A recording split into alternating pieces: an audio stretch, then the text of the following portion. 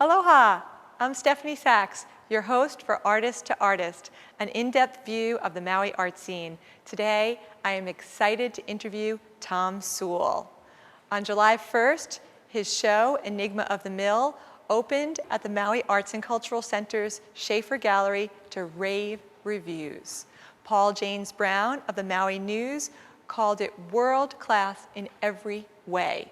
Today, we'll have an opportunity to meet Tom and go behind the scenes to see what it takes to put on such an ambitious project. So stay with us. I love what you've done here, Tom.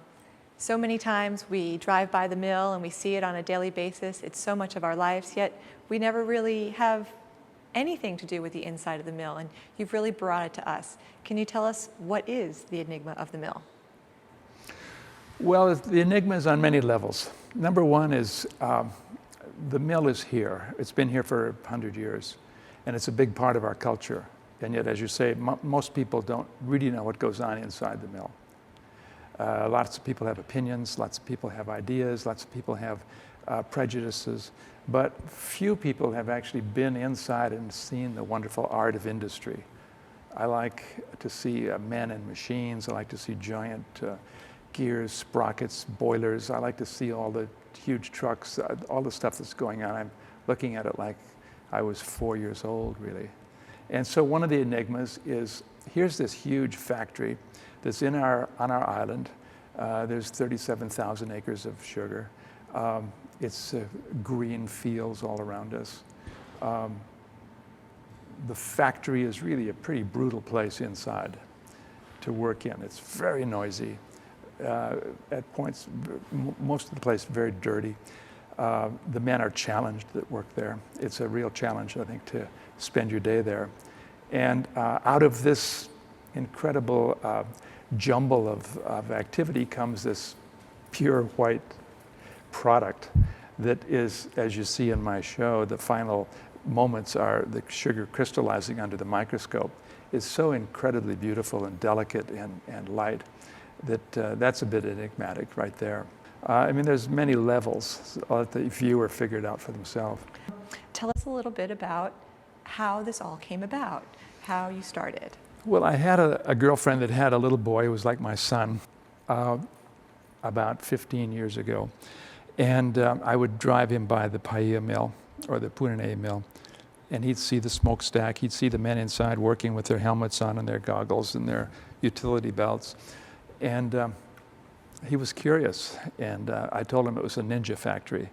And so one day we stopped and walked up to the mill office, and Brian Ross was in there. He was the head of the Paia mill at the time. And he took us on a tour of the mill, and it was pretty amazing to go through the mill with this 4-year-old boy and to see it through his eyes. And then I realized that I'm really kind of looking at it myself like a boy, like a child. And little by little, we started filming it and photographing it. And that went on and on and on. And pretty soon I got deeper and deeper into it. And I realized after 10 years or so that I had a body of work that was quite interesting. So I wanted to share that. And I set up a small space in my studio with a number of monitors and a video projector and did a little mini version of this show. I made a proposal to the Schaefer Gallery for a show, and they said yes. So that was a couple years ago, and it all evolved out of that. I had no idea at the time what I was going to do. I wanted to project on all 4 walls of the gallery. But I didn't realize what I was up against, how I was going to get those, if I wanted to coordinate all the projectors, how to do that. Jim Malenik, who works with me as a fantastic video editor, did some research, and we discovered this system, which is a state-of-the-art system for controlling video projectors, or controlling slide projectors, or controlling images. To my knowledge, this hasn't been really done with a video before. They usually use still photographs. But so we researched the system, and it's what makes this show possible. The combination of this amazing software from Sweden, Watch Out, with the high-powered video projectors from Sony. Sony was kind enough to lend us these projectors. So it was only after we got this equipment that we discovered what we could actually do. So it was fairly recent, and we've been working on this for the last 6 months, really at a very heavy pace. Editing had to be one of the hardest parts. How could you possibly decide what to leave in and what to give up? We've had to not use so many great parts. It's really frustrating. I don't want to bore people, so I wanted to keep it down. It's tricky. It's really tricky. Well, first of all, I like to be surprised. I like to give an editor some raw footage and say, I would like a piece of this and I'd like this music to it, and see what they come up with. That's great fun for me to see what they come back to me with. And then I'll make a decision and go one way or the other with it. But editing is really tricky because I've been shooting this now for so many years and I have so much footage. The footage you see here is actually all shot within the last 2 years because it's high definition Sony camera footage. But I've had tons of footage before that we haven't been able to use in this particular show, which has been kind of frustrating because there's lots of great moments. I hear you talking about all the people that have helped you in this. You're more like an artistic director in a sense. Well, yeah, with they an call it idea. a one-man show, but it's not really. It's far from a solo show. It's a group effort, and I just happen to get more credit than most of the people, and I pay more money. It's been expensive to put this on, and so I've made that commitment to getting this show on the wall, to getting it up and projected and traveled with me. But I couldn't do it without all the people that I work with. There's been a lot of people that have encouraged me, and the team that I've assembled, I've had many, many interns work on this with me, and it's fun. One of the things I like best is just working with people.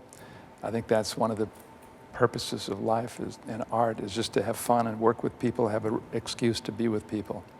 I think that sometimes the world out there in general sees the artist as a lone person in their studio, and they don't realize that so many times so many people are behind the scenes. It's kind of an obsolete, kind of an old-fashioned concept, and it bothers some people to think that artists use assistants. Is there anything else that you'd like to discuss while we're here? Is there anything? I'd just like to encourage children to look at the world through eyes that are open to art in unexpected places. There's so much art out there in the world. Junkyards, sugar mills, photo booths, department stores, beauty parlors, wherever, magazines. There's a lot of art in the world. And I'd encourage children to come to this show and to just keep their eyes open. And I'd encourage parents to encourage their children to look for art in the world. Well, I thank you for your time today, Tom. This has been a great experience, and I hope my viewers learn from this and get to see this video and also get to see it in a new light, knowing how much has gone behind the scenes of the video. Thank you. Thank you. It's great to be here. I'm Stephanie Sachs. Thank you for joining us on Artist to Artist, an in-depth view of the Maui art scene. If you would like more information about Tom and his work, check out his website, www.tomsewell.com.